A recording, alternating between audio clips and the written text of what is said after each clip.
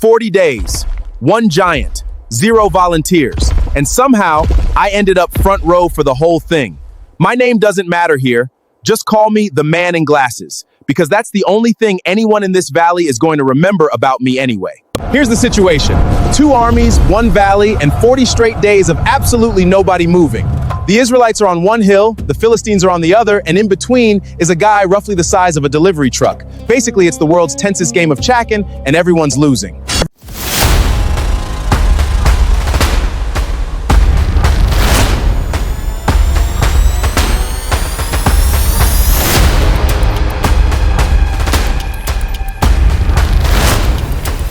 That guy in the middle is Goliath, and I want to be very clear, he is enormous. We're talking over 9 feet tall, wearing more bronze than a small car, carrying a spear that could double as a flagpole.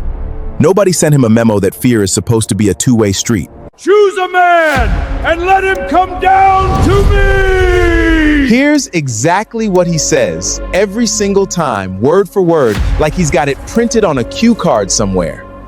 Not today. Not any day, honestly. I'd been camping with them for days because this was the most interesting thing happening. You don't walk away. I don't walk away from a 9-foot problem in a valley.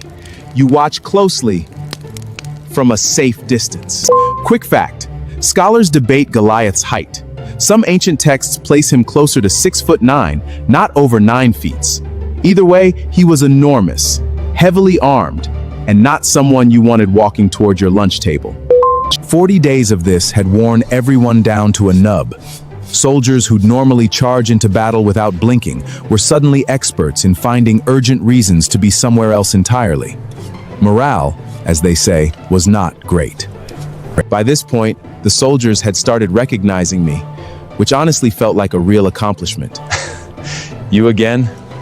The man in glasses is back. Can't miss the show, even if the show is just everyone staring at a giant.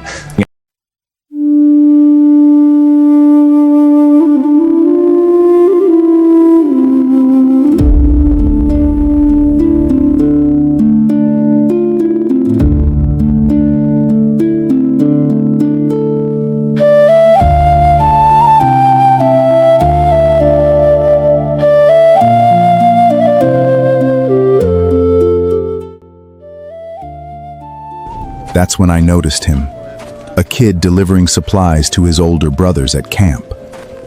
No one paid him much attention, but I did. While everyone feared the giant, he seemed completely unbothered.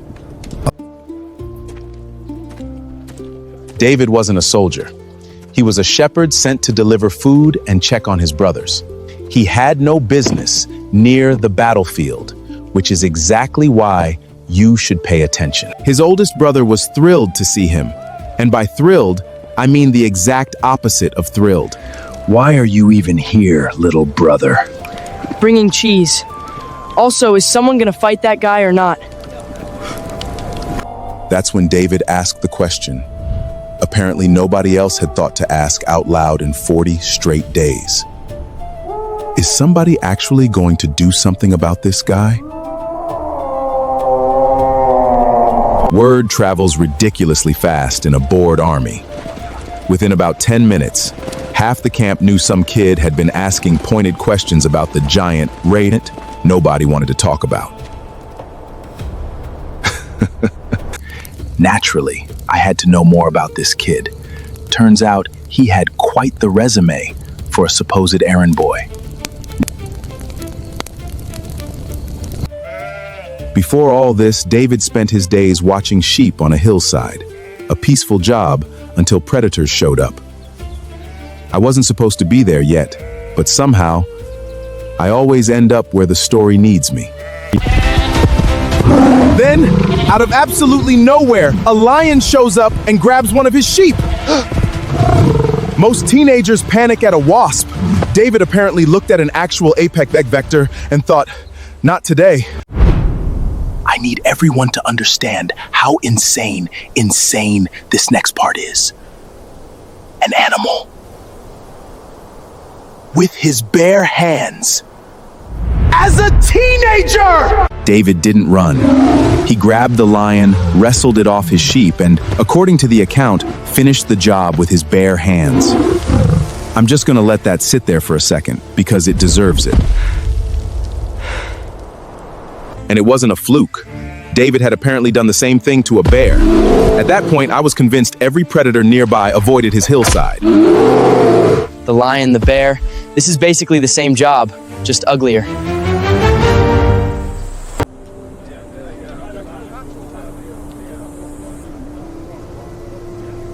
Okay, back to the actual valley, because that kid was about to make a decision that would make his brother extremely uncomfortable.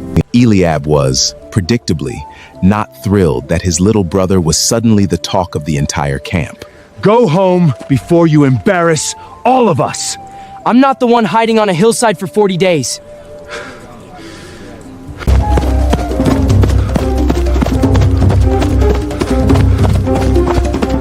Naturally, this exchange got loud enough that it eventually reached the one person whose opinion actually mattered. The king himself. And just like that, David got summoned to the one tempt nobody in camp really wanted to be called into. The king wants to see the kid who's been running his mouth.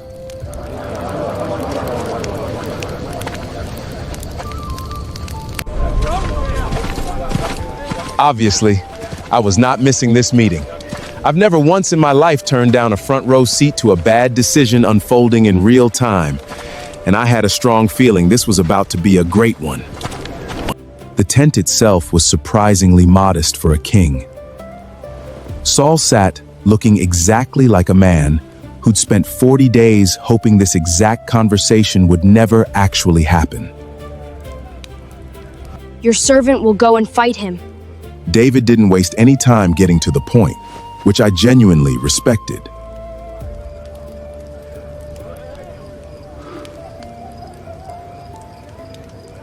On. Saul's reaction was, understandably, somewhere between confused and mildly offended on the giant's behalf. You're a boy. He's been killing men since before you could walk. And this is the line that actually turned the whole room around. I've killed lions with the bare hands protecting sheep. This isn't so different.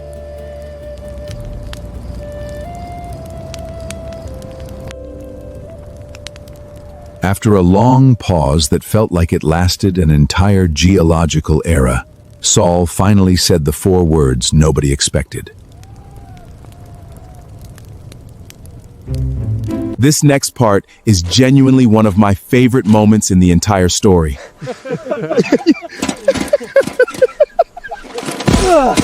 The armor doesn't fit! The armor does not fit! I'll just use what already works.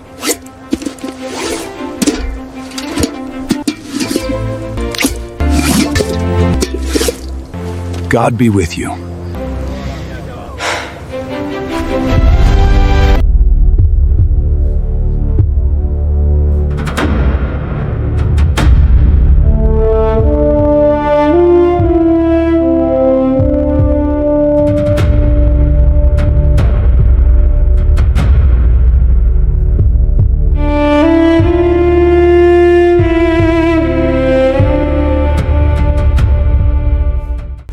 He walked to a nearby riverbed and chose stones like produce at a market. To everyone watching, including me, it must have looked completely absurd. He chose exactly 5 stones, not 4 or 6. Scholars still doubt why, and I love that this detail survived for thousands of years. 5 stones. 5! Like he's shopping, not preparing for war. And then, with 0 fanfare, 0 armor, and exactly 5 rocks, this teenager just started walking into the valley like it was a completely normal Tuesday. I had never heard a valley so quiet.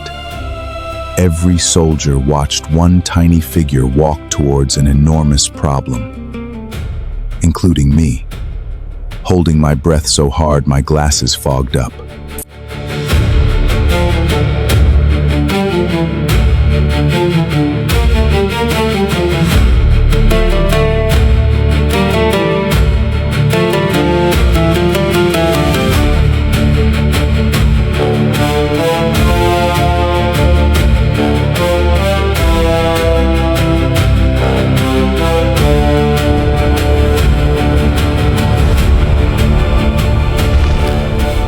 Goliath finally clocked who was walking towards him, and based on his expression, he was not impressed.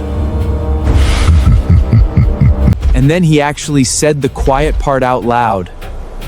Am I a dog that you come at me with sticks?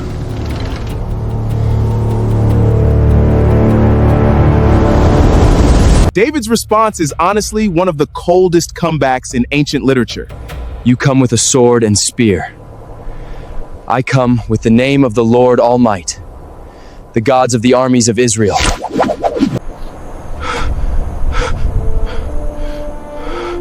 I want to be very clear. I was fully invested at this point, possibly yelling internally, definitely not able to look away.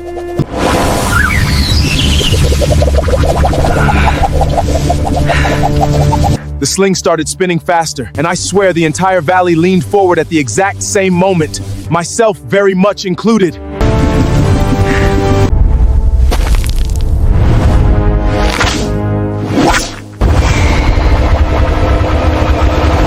David didn't hesitate. He didn't even slow down. He just let it go. For a split second, that stone was just hanging there in the air.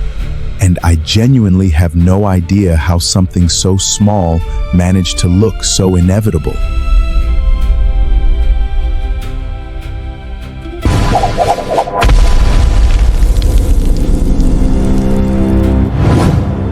And then, impact. Right in the one spot that wasn't covered in armor. Because apparently even a 9-foot giant forgets sunscreen on his forehead.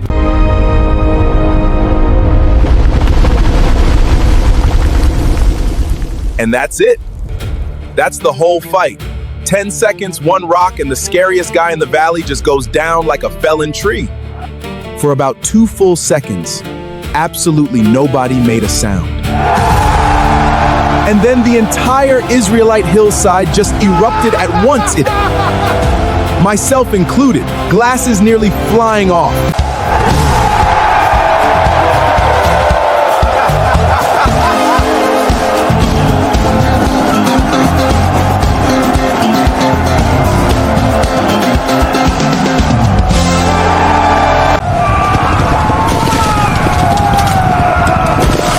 Meanwhile, on the other hillside, things were going considerably worse for morale.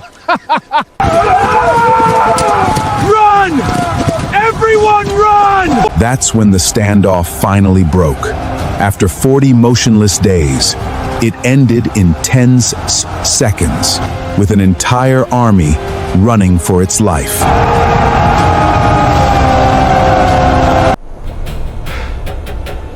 Eventually, the chase moved on without me, and the valley itself went quiet again. But this time it was the good kind of quiet. The kind that means everyone gets to go home. I stayed behind trying to process what I'd witnessed. In the end, size never mattered, just a proven kid who refused borrowed armor. The man in glasses officially confirms. Sometimes the scariest guy in the room just hasn't met the right rock yet.